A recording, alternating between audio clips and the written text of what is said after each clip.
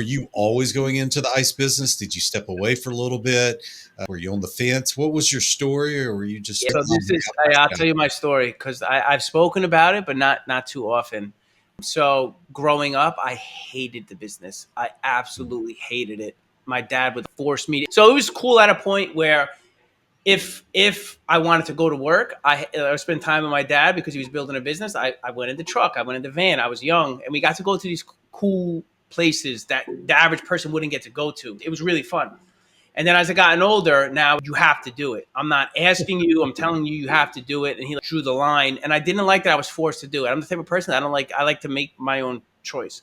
So I've probably been fired. We did a whole bunch of stuff for like Donald Trump. I'm serious. We did a whole bunch of stuff for Donald Trump when he was the apprentice, and he got like, I would rebel and I wouldn't go to work, or I'd sleep and I was rebellious, and I would come outside and I had like the "You're fired" shirt on my car. I got fired a handful of times. Like that.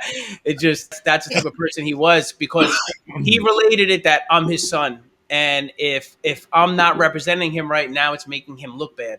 And that was something that he took a little personal. So he was really hard on me. Even like, I always wanted to make him proud, be it like a basketball game, if he was there, or baseball, whatever. I always wanted to make him proud.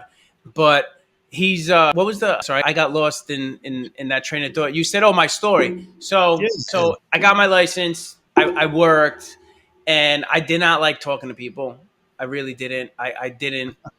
I was uncomfortable. No, so I always say that your weaknesses eventually becomes your strengths, and blue collar work will always bring whatever you have inside out, whether you want to. It's just going to force you to do it. But everything I struggle with, this particular job made me who I am. So I went to school. I got my associates in electrical tech, and then I have a bachelor's in electrical engineering, tech, and computer science. The plan wasn't to do the ice, so I ended up having two job interviews for two major power companies in our area.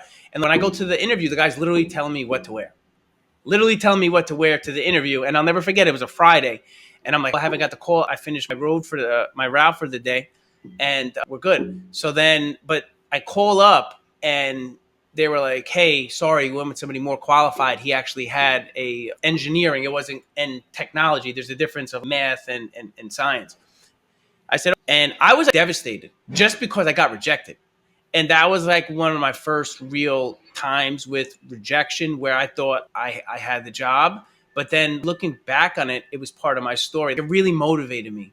It really motivated me. That person told me no. Are you kidding me?